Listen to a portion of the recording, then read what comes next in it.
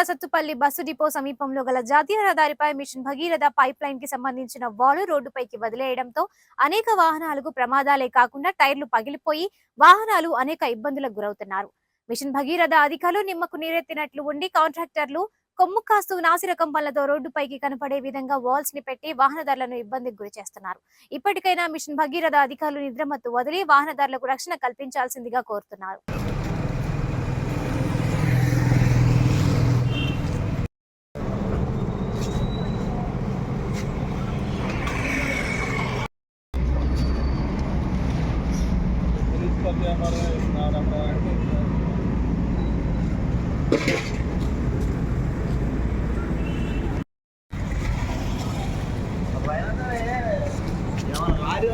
ఆడి వాళ్ళు కూడా